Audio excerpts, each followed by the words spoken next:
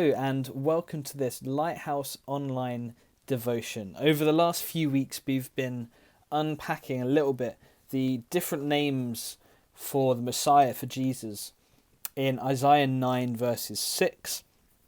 So we've looked at Wonderful Counselor, Mighty God, Everlasting Father, and this week we've been unpacking Prince of Peace.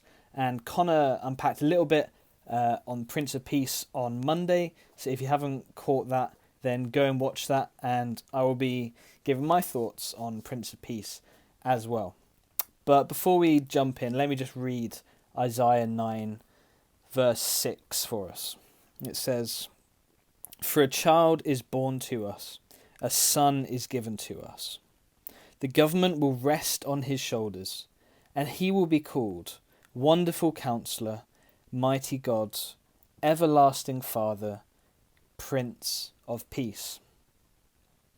So that last one, Prince of Peace, is what we're going to be looking at today. And I want to suggest that there are three key things for me that stand out here when it comes to looking at Prince of Peace and peace in general.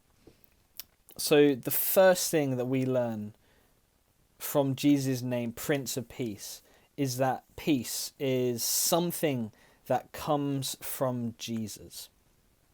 Peace, whether you think it's an emotion, whether you think it's a state of mind, peace comes from Jesus. The second thing I want to suggest is that it is made available to us, so we can experience peace.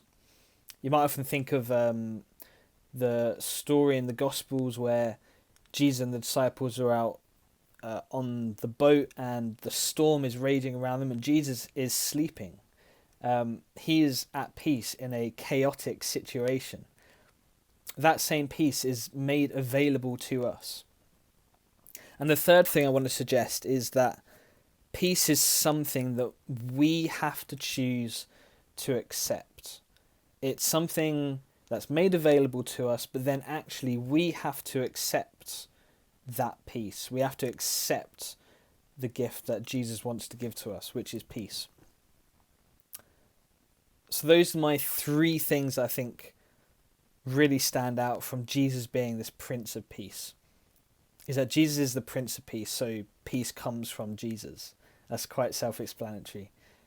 Jesus wants to give us peace when we're in difficult times. It's made available to us. So, Jesus wants to share that with us. He wants us to experience that peace. And then something that we choose to accept, it's in my mind, it's good to picture it like it's a state of mind. So Jesus offers it to us.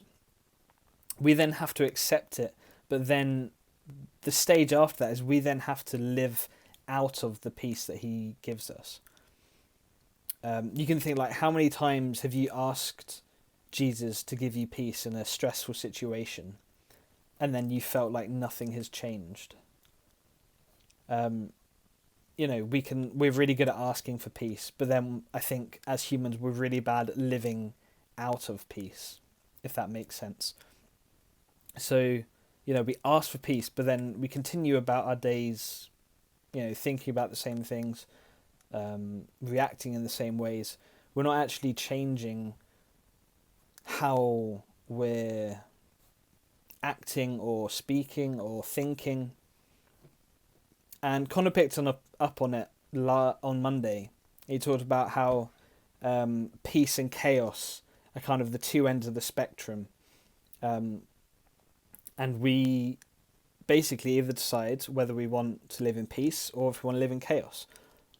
Peace and chaos are always going to coexist in the world until he comes again. So we have that decision to make. Do we want to choose to live in peace, or do we want to choose to live in chaos? Because chaos is always going to exist until Jesus comes again. But we have to choose whether we choose peace or to conform to the chaos. So those are the three things I want to challenge you on. Prince of Peace. Jesus is the Prince of Peace. So, 1, peace comes from Jesus. The second thing, Peace is made available to us. And the third thing, peace is something that we have to choose to accept. And when you feel peaceful in stressful situations, you know where peace comes from. So you know who to go to thank that you feel peaceful. So Jesus, the Prince of Peace. What a great name for a great guy. Have a great week, Lighthouse, a great weekend, and we'll see you on Monday.